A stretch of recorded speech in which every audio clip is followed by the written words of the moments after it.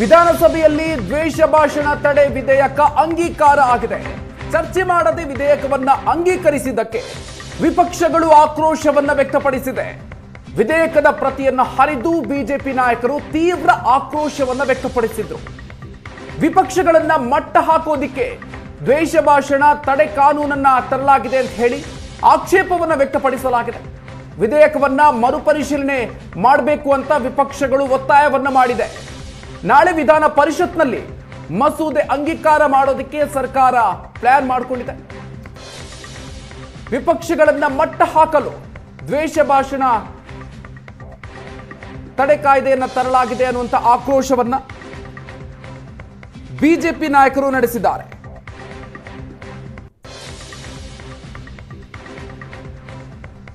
ವಿಧೇಯಕದ ಪ್ರತಿಯನ್ನು ಹರಿದು ಬಿಜೆಪಿ ನಾಯಕರು ತೀವ್ರ ಆಕ್ರೋಶವನ್ನ ವ್ಯಕ್ತಪಡಿಸಿದ್ರು. ಚರ್ಚೆಯನ್ನ ಮಾಡೋದಿಕ್ಕೆ ಅವಕಾಶವನ್ನ ನೀಡದಕ್ಕೆ ವಿಪಕ್ಷಗಳು ಆಕ್ರೋಶವನ್ನ ವ್ಯಕ್ತಪಡಿಸಿದೆ. ಚರ್ಚೆ ಮಾಡದೆ ವಿಧೇಯಕ ಅಂಗೀಕಾರ ಆಗಿದೆ, ಹೀಗಾಗಿ ವಿಪಕ್ಷಗಳು ಆಕ್ರೋಶವನ್ನ ವ್ಯಕ್ತಪಡಿಸಿದೆ. ವಿಪಕ್ಷಗಳನ್ನ ಮಟ್ಟ ಹಾಕೋದಿಕ್ಕೆ ದ್ವೇಷ ಭಾಷಣ ತಡೆ ಕಾನೂನನ್ನು ತರಲಾಗಿದೆ ಅಂತ ಹೇಳಿ ವಿಪಕ್ಷಗಳು ಆಕ್ರೋಶವನ್ನ ವ್ಯಕ್ತಪಡಿಸ್ತಾ ಇದೆ. ಇನ್ನು ನಾಳೆ ವಿಧಾನ ಪರಿಷತ್ನಲ್ಲೂ ಕೂಡ ಮಸೂದೆ ಅಂಗೀಕಾರ ಮಾಡೋದಕ್ಕೆ ಸರ್ಕಾರ ಪ್ಲಾನ್ ಮಾಡಿಕೊಂಡಿದೆ.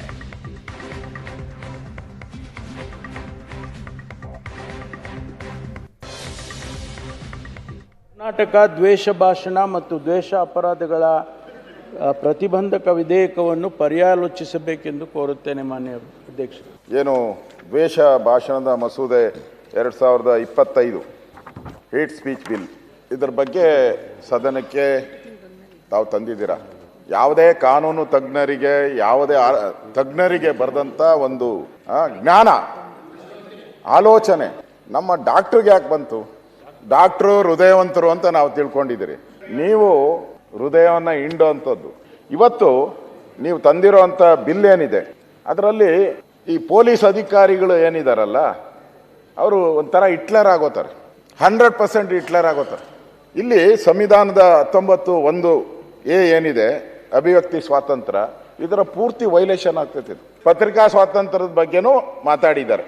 ಅವರು ಏನಾದರೂ ಆ ಥರದ ಗಂಭೀರ ಭ್ರಷ್ಟಾಚಾರದಂಥ ಗಂಭೀರ ವಿಚಾರಗಳನ್ನು ಏನಾದರೂ ಮಾಧ್ಯಮದವರು ಮಾಡಿದ್ರೆ ಫಸ್ಟೇ ಅವರು ಬೇಲ್ ಅಪ್ಲಿಕೇಶನ್ಗೆ ಹಾಕಬೇಕು. ಇಷ್ಟದಿಂದ ಬೇಲ್ ಇರಲಿಲ್ಲ. ಈ ಅಧಿಕಾರವನ್ನು ಪೊಲೀಸರಿಗೆ ಕೊಡೋ ಮುಖಾಂತರ ಒಂದು ರೀತಿ ಪೊಲೀಸ್ ಇಲಾಖೆಗೆ ಸ್ವೇಚ್ಛಾಚಾರ, ದುಡ್ಡು ವಸೂಲಿ, ಈಗಂತೂ ದುಡ್ಡು ವಸೂಲಿ ಜಾಸ್ತಿ ಆಗಿದೆ, ಇನ್ನಷ್ಟು ಮಾಡ್ತಾ ಇದ್ದೀರಾ. No bail, go to jail.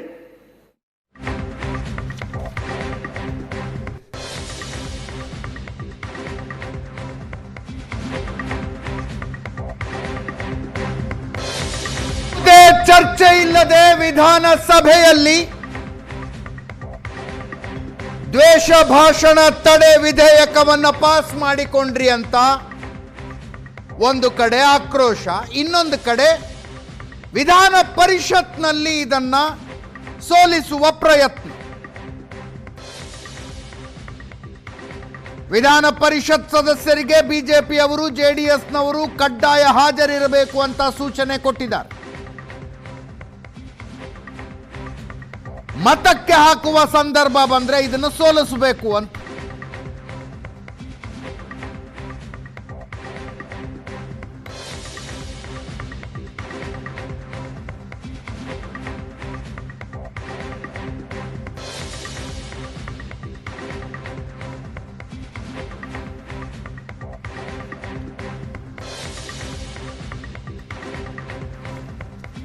ವಿಧಾನ ಪರಿಷತ್ನಲ್ಲಿ ಕಾಂಗ್ರೆಸ್ಗೆ ಮೆಜಾರಿಟಿಯ ಸಮಸ್ಯೆ ಇದೆ.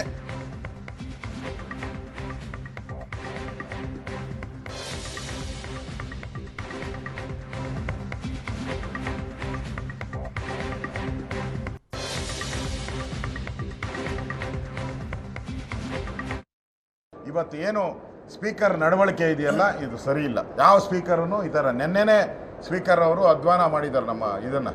ಚರ್ಚೆ ಬಿಲ್ ಯಾವತ್ತೂ ಹಿಂಗಾಗಬಾರ್ದು, ಚರ್ಚೆ ಆಗಬೇಕಾಯ್ತು. ಅದು ಬಿಟ್ಟು ಏಕಾಏಕಿ ಮಾಡಿದ್ದೀರ ಅಂದರೆ ಮತ್ತೆ ಈ ದೌರ್ಜನ್ಯ, ಮತ್ತೆ ಈ ಸರ್ಕಾರ ತರ್ತಾ ಇದೆ. ಇದು ಖಂಡನೀಯ, ನಾವು ಬಿಡಲ್ಲ. ಮತ್ತೆ ಇದನ್ನು ಹೋರಾಟವನ್ನು ನಾವು ಮಾಡೇ ಮಾಡ್ತೀರಿ. ವಿಧಾನಸಭೆ ಒಳಗಡೆ ಮತ್ತೆ ನಾವು ಹೋರಾಟವನ್ನು ಮಾಡ್ತೀವಿ.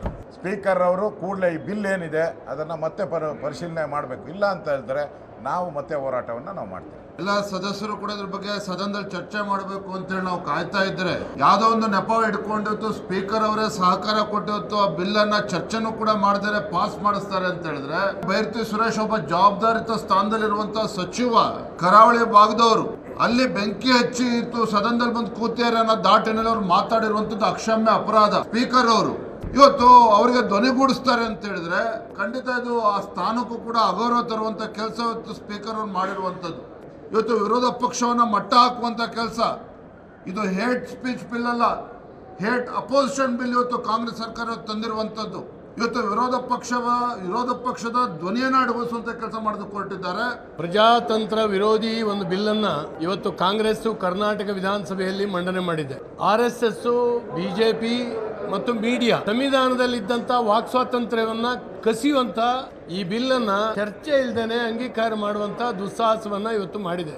ಕರಾವಳಿ ಜನಕ್ಕೆ ಅಪಮಾನ ಮಾಡುವಂತ ಒಂದು ಕೆಲಸವನ್ನ ನಮ್ಮ ಕ್ಯಾಬಿನೆಟ್ ಸಚಿವರೊಬ್ಬರು ಮಾಡಿದ್ದಾರೆ. ಅವರು ಅದನ್ನ ನಾವು ವಿರೋಧಿಸ್ತಾ ಇರುವಂತಹ ಸಂದರ್ಭದಲ್ಲೇ ಬಿಲ್ಲನ್ನ ಇವತ್ತು ಓಟಿಗೆ ಹಾಕೊಂಡು ಬಿಲ್ಲನ್ನ ಪಾಸ್ ಮಾಡ್ಕೊಂಡಿದ್ದಾರೆ. ಸ್ಪೀಕರ್ ಆದಂಥವರು ಪಕ್ಷಕ್ಕೆ ರಾಜೀನಾಮೆ ಕೊಡಬೇಕು. ಇವರು ರಾಜೀನಾಮೆ ಕೊಟ್ಟಿರ್ಬೋದೇನೋ, ಆದರೆ ಮಾನಸಿಕವಾಗಿ ಪಕ್ಷದ ಜೊತೆಗೆ ಇದೀನಿ ಅಂತೇಳಿ ಹೇಳಿ ಅನೇಕ ಸಂದರ್ಭಗಳಲ್ಲಿ ಈ ನಡವಳಿಕೆಯಿಂದ ತೋರಿಸ್ಕೊಡ್ತಾ ಇದ್ದಾರೆ. ಇದೊಂದು ದುರದೃಷ್ಟಕರವಾದಂಥ ಸಂಗತಿ. ಇದೇ ವಿಷಯದ ಬಗ್ಗೆ ಇವತ್ತು ಮಾತಾಡ್ತೀವಿ. ಹಲವು ಜನ ಗಣ್ಯರು ನಮ್ಮ ಜೊತೆಗಿರ್ತಾರೆ. ನಮ್ಮ ಸ್ಟುಡಿಯೋದಲ್ಲಿ ಬಿಜೆಪಿ ವಕ್ತಾರರಾದ ಅಶ್ವಿನ್ ಗೌಡ ಅವರು, JDS ವಕ್ತಾರರಾದ ಅಶೋಕ್ ಗೌಡ ಅವರು ಬಿಜೆಪಿಯಿಂದ, ಅಶ್ವಿನ್ ಗೌಡ ಅವರು JDSನಿಂದ ಇದ್ದೀರಿ. ಇಬ್ಬರು ಕೂಡ ಕಾರ್ಯಕ್ರಮಕ್ಕೆ ಸ್ವಾಗತ. ನಾಗರಾಜ್ ಯಾದವ್ ಅವರು ಬೆಳಗಾವಿಯಿಂದ ನಮ್ಮನ್ನು ಜಾಯ್ನ್ ಆಗಿದ್ದಾರೆ. ನಾಗರಾಜ್ ಯಾದವ್ ಅವರೇ ನಮಸ್ಕಾರ. ರಿಯಾಜ್ ಅಹಮ್ಮದ್ ಮುಸ್ಲಿಂ ಮುಖಂಡರು ಶಿವಮೊಗ್ಗದಿಂದ, ಗಂಗಾಧರ ಕುಲಕರ್ಣಿ ಅವರು ಧಾರವಾಡದಿಂದ ನಮ್ಮನ್ನು ಜಾಯ್ನ್ ಆಗಿದ್ದಾರೆ. ಇಬ್ಬರು ಕೂಡ ಕಾರ್ಯಕ್ರಮಕ್ಕೆ ಸ್ವಾಗತ. ನಾನು ಮೊದಲಿಗೆ ಅಶೋಕ್ ಗೌಡ್ರನ್ನೇ ಕೇಳ್ತೀನಿ. ಯಾಕೆ ಅಶೋಕ್ ಗೌಡ್ರೆ ಅಂದರೆ ಏನು, ದ್ವೇಷ ಭಾಷಣ ಮಾಡದೆ ಇರೋದಕ್ಕೆ ಸಾಧ್ಯನೇ ಇಲ್ಲ ನಮಗೆ, ನಾವು ಮಾಡೋರೇ ಅಪ್ಪ ಅನ್ನೋ ಹಂಗಿದೆ ನಿಮ್ಮ ವಾದ. ಯಾಕೆ ದೇಶ ಭಾಷಣ ಅಂತಲ್ಲ ನೋಡಿ, ಇದು ಬೇಸಿಕ್ ಏನಂತಂದ್ರೆ ಎಮರ್ಜೆನ್ಸಿ 2.0 ಅಂತ ಹೇಳಿದ್ರೆ ತಪ್ಪಾಗ್ಲಿಕ್ಕಿಲ್ಲ. ಯಾಕೆ ಅಂತ ಹೇಳಿದ್ರೆ ಎಮರ್ಜೆನ್ಸಿನಲ್ಲಿ ಯಾವ ರೀತಿ ಅಪೋಸಿಷನ್ ಅಥವಾ ಯಾರಾದ್ರೂ ಇಂದಿರಾ ಗಾಂಧಿ ಅವರು ಮತ್ತು ಆ ಸರ್ಕಾರದ ಬಗ್ಗೆ ಮಾತಾಡಿದ್ರೆ ಯಾವ ರೀತಿ ಕಡಿವಾಣ ಹಾಕ್ಲಾಗಿತ್ತು ಅಂತಂದ್ರೆ ಅಪೋಸಿಷನ್ ಇರಬಹುದು, ಪ್ರೆಸ್ ಇರಬಹುದು, ಅದೇ ರೀತಿನೇ ಇದೆ.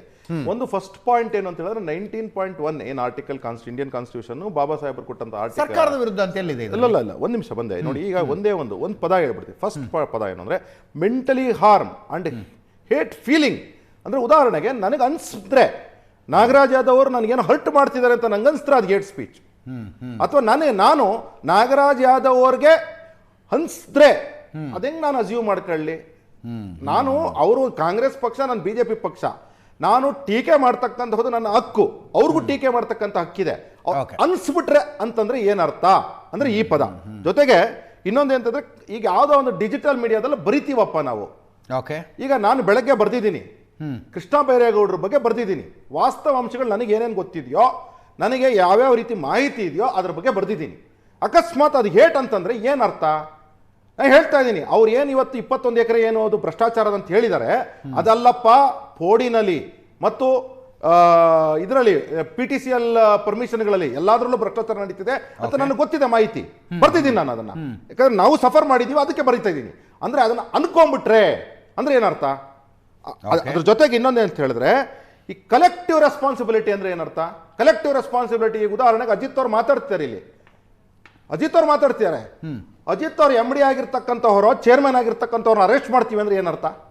ಈಗ ನಾನು ಮಾತಾಡ್ತೀನಿ, ಅಶೋಕ್ ಗೌಡ ಮಾತಾಡ್ತೀನಿ, ನಾನು ನಾಲ್ಗೆ ತಪ್ಪು ಮಾತಾಡ್ತೀನೋ ಏನೋ ಮಾತಾಡ್ತೀನಿ, ನನ್ನ ರಾಜ್ಯಾಧ್ಯಕ್ಷರನ್ನ ಅರೆಸ್ಟ್ ಮಾಡ್ತೀನಿ ಅಂದ್ರೆ ಏನರ್ಥ?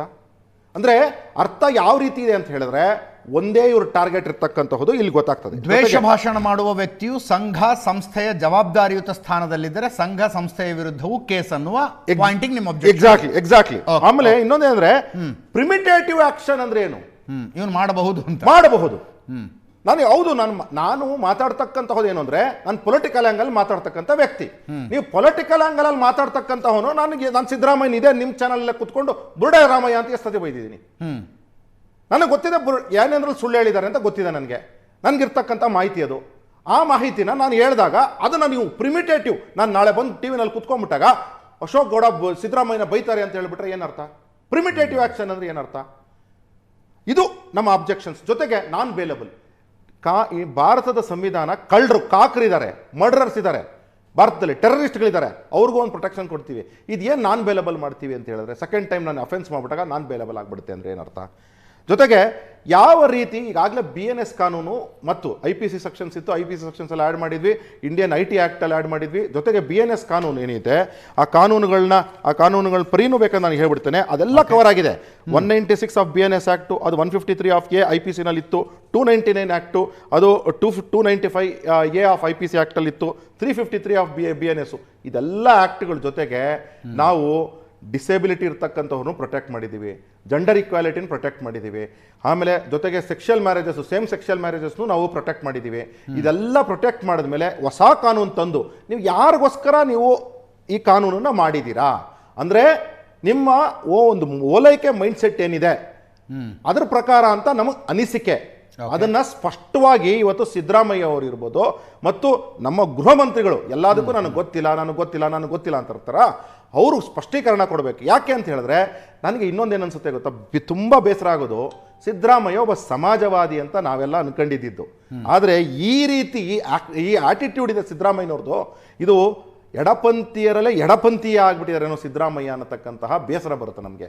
ಯಾಕೆ ಅಂದರೆ ಈ ಥರ ಡ್ರಾಫ್ಟನ್ನ ನಾವು ನೋಡಿದಾಗ ಏನನ್ನಿಸ್ತು ಅಂತ ಹೇಳಿದ್ರೆ, ಯಾಕಪ್ಪ ಇಂಥ ಪದಗಳಿಗೆಲ್ಲನೂ ಒಬ್ಬ ಸಮಾಜವಾದಿ ಅಂಥ ಪದಗಳಿಗೆ ಸ್ವೀಕಾರ ಮಾಡಬೇಕು. ಸಮಾಜವಾದಿಗಳೇನು ಅಂತ ಹೇಳಿದ್ರೆ, ನಾನು ಕ್ರಿಟಿಸಿಸಮ್ನ ಸ್ವೀಕಾರ ಮಾಡ್ತೇನೆ, ನಾನು ಎಲ್ಲ ವಿಚಾರಗಳನ್ನೂ ಸಹ ಹೌದಪ್ಪ ನೀನು ನನ್ನ ಬಗ್ಗೆ ಮಾತಾಡ್ತಿದ್ಯಾ ಮಾತಾಡು. ಯಾಕಂದರೆ ನಾವು ಕೇಳಿರಂಗೆ ತಮ್ಮ ಚಾನಲ್ ಇರ್ಬೋದು ಅಥವಾ ನಾವು ಸಮಾಜದಲ್ಲಿ ಕಾಂಟ್ಯಾಕ್ಟ್ ಇಟ್ಕೊಂಡಾಗ ಸಿದ್ದರಾಮಯ್ಯ ಅಂತ ವ್ಯಕ್ತಿ ಕ್ರಿಟಿಸೈಸ್ ಮಾಡಿದಾಗ ತೆಗೆದುಕೊಳ್ತಕ್ಕಂತಹ ವ್ಯಕ್ತಿ ಅಂತ. ಆದರೆ ಈಗೇನಾಗುತ್ತೆ, ಸಿದ್ದರಾಮಯ್ಯನ ನಾನು ಬುರುಡರಾಮಯ್ಯ ಅಂದ್ಬಿಟ್ರೆ ನಾನು ನಾಳೆ ಜೈಲಿಗೆ ಹೋಗಬೇಕು ಅಂದರೆ ಏನಾಗ್ತದೆ? ಅಲ್ಲಿಗೆ ನಮಗೆಲ್ಲ ಕಡಿವಾಣನ? ನಾವು ಅಲ್ಲಿಗೆ ಪೊಲಿಟಿಕಲ್ ಆಕ್ಟಿವಿಟಿ ಮಾಡೋರು ಕಡಿವಾಣನ? ಅಥವಾ ನಾವು ಸಮಾಜದಲ್ಲಿ ಒಂದು ಐಡಿಯಾಲಜಿ ಇಟ್ಕೊಂಡಿರೋರು ಕಡಿವಾಣನ? ಇದು ಸರಿನಾ? ಎಸ್.